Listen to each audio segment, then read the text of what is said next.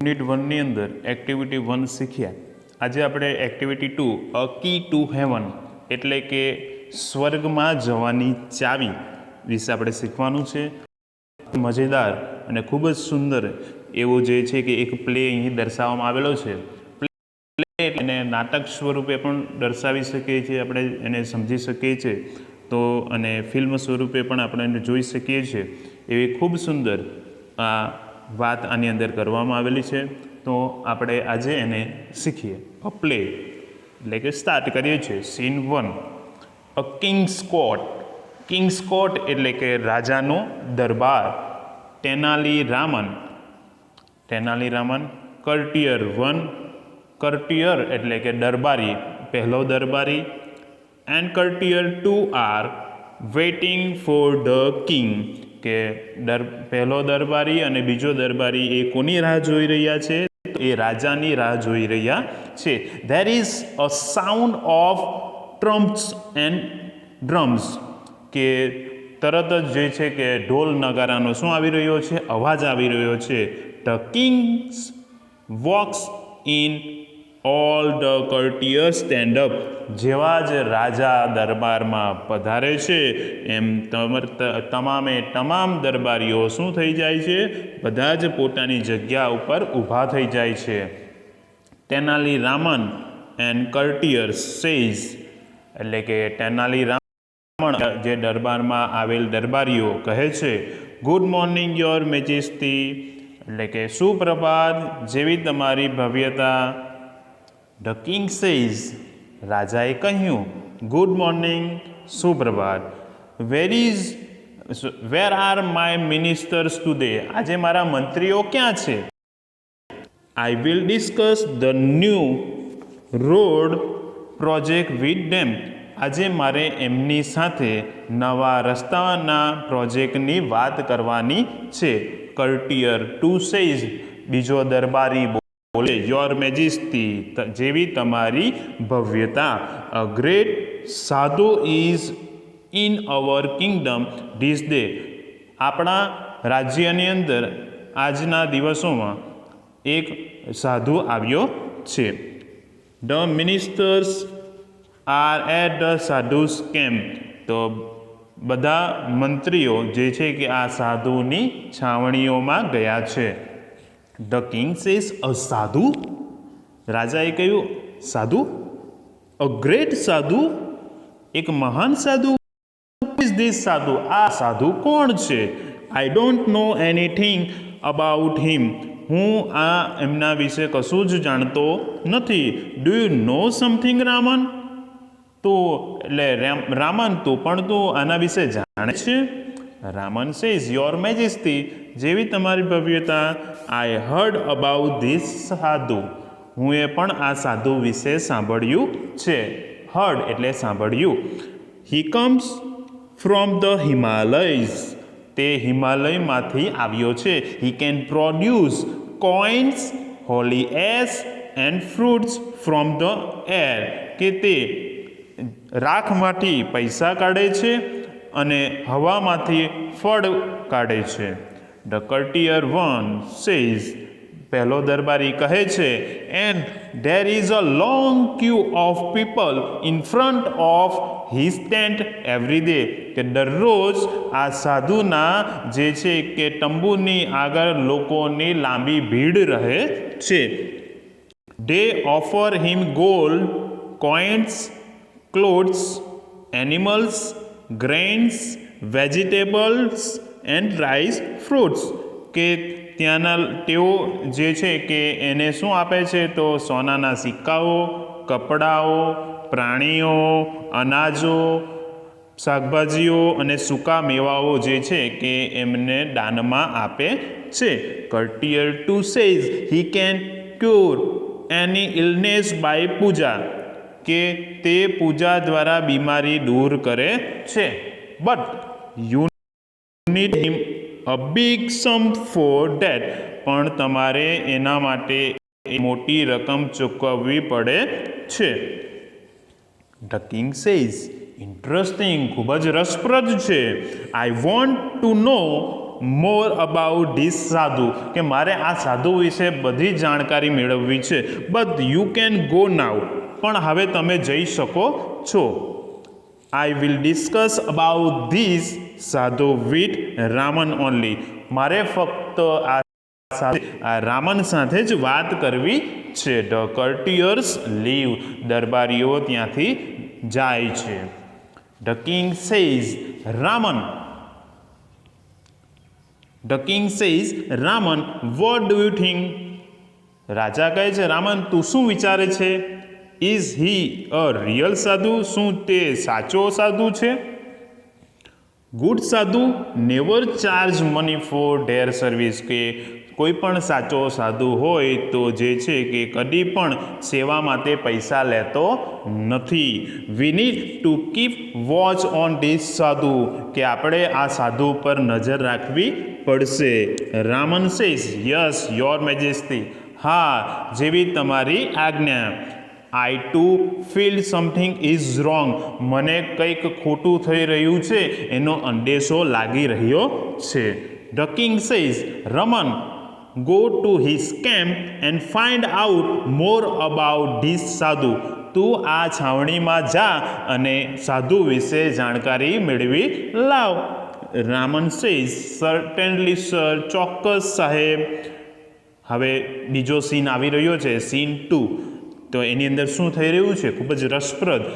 તો હવે જે તેનાલી રામન એ છાવણીમાં જાય છે ત્યારે શું ઘટનાઓ ઘટે છે તો એના વિશે આપણે હવે સમજીશું. ધ વિલેજ એટલે કે ગામમાં જાય છે. અ સાધુ લોંગ બિયર્ડ, બિયર્ડ એટલે કે દાઢી, કે સાધુને શું હતી, ખૂબ જ મોટી દાઢી.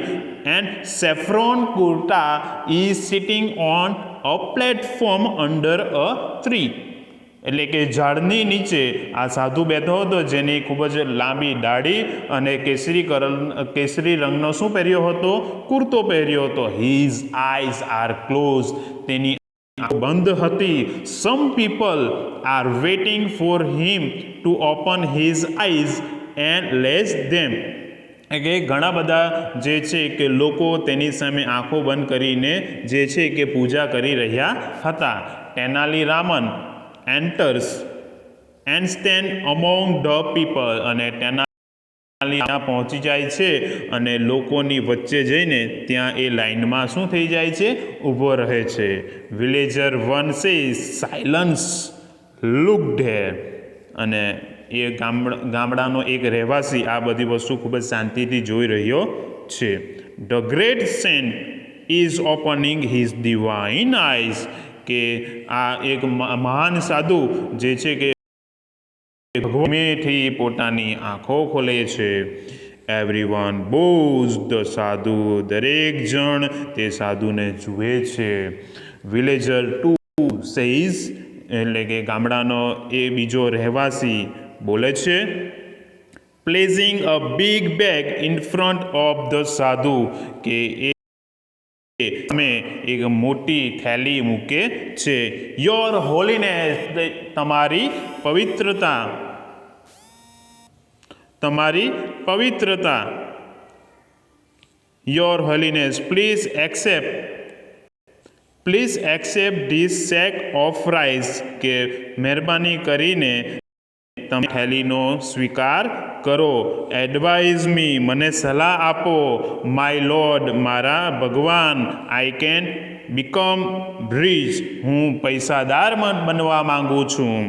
ધ સાધુ max a sine to his assistant, અને તે એમ ઈશારા કરીને એના સહાયકને બોલાવે છે.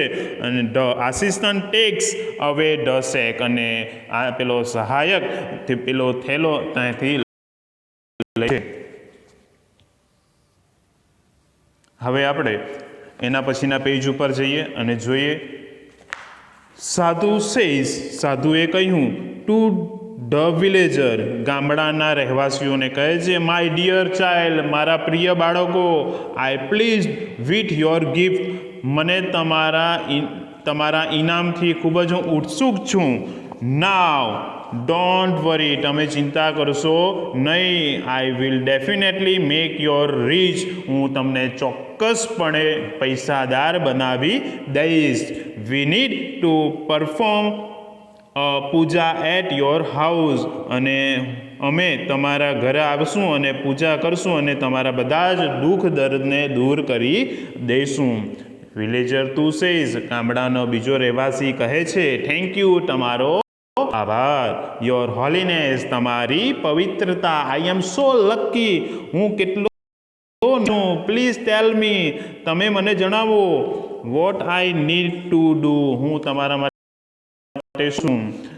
સાધુ says, dear child, now I need only 2 coins for the Pooja.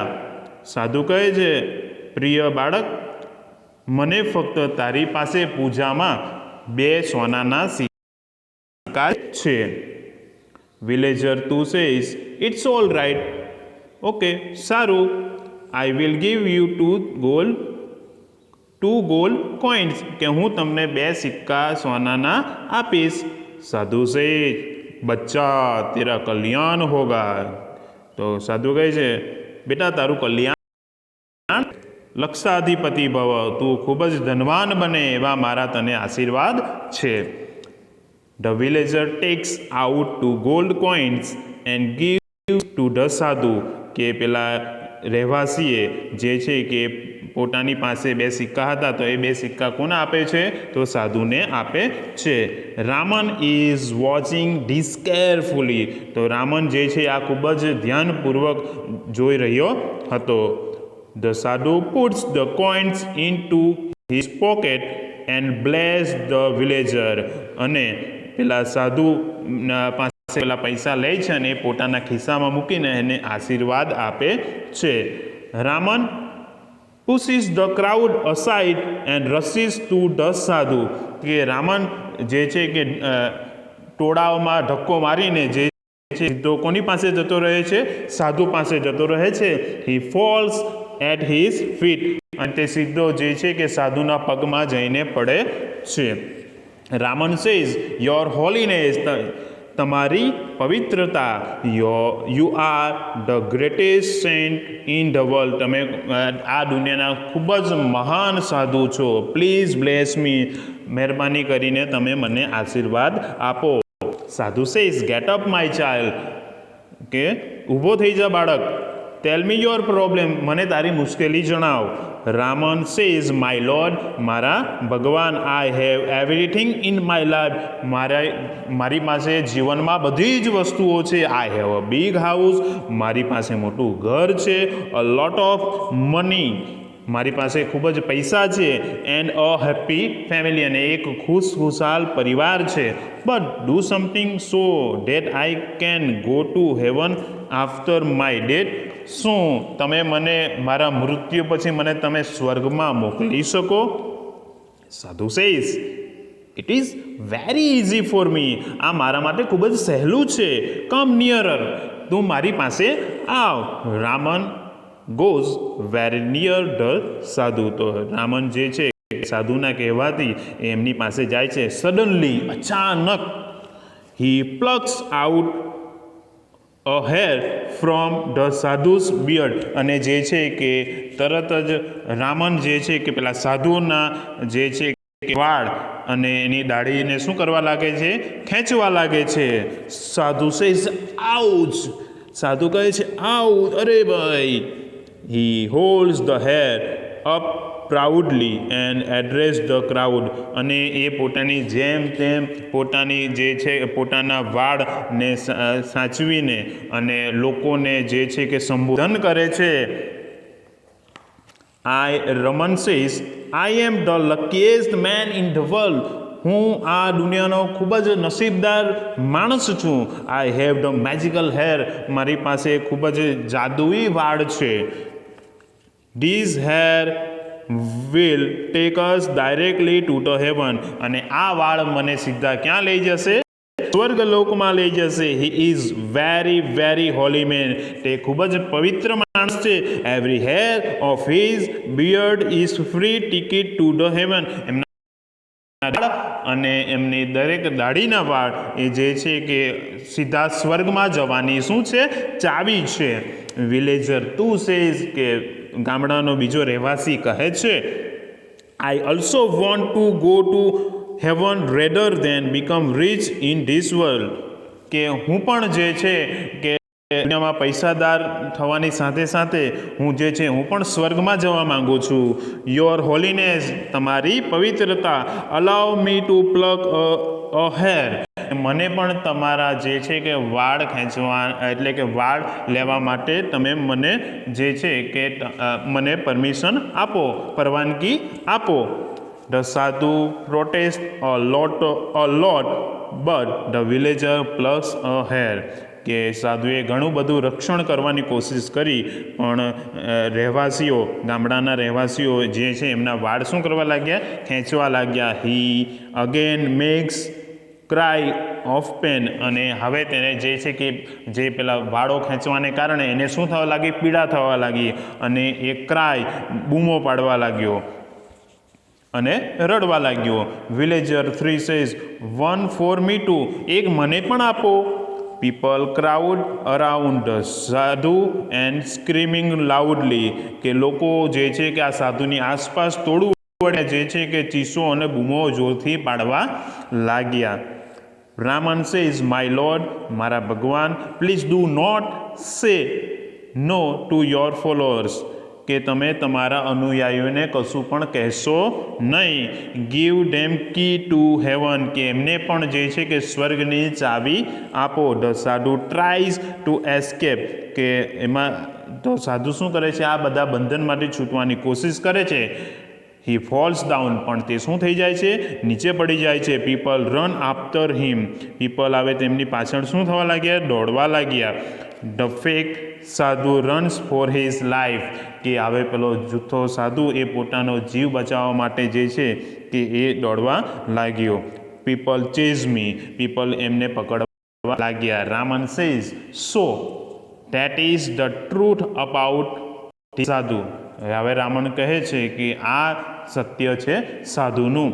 He only wanted your money and gift, એ ફક્ત તમારી પાસે તમારા ઇનામો લેવા માંગતો હતો.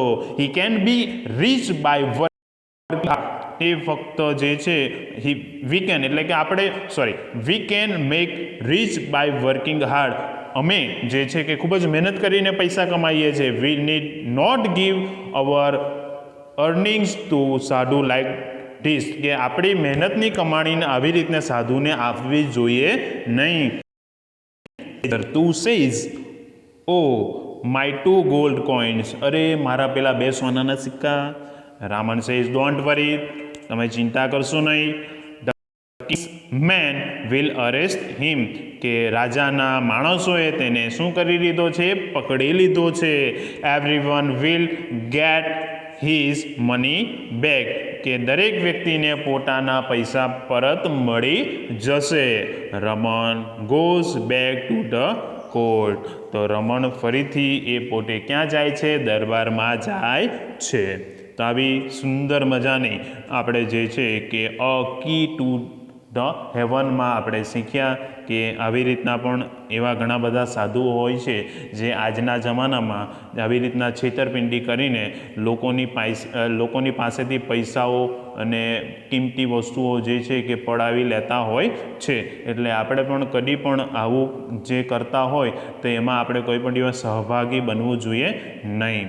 ઓકે, તો આજે પૂર્ણ થાય છે.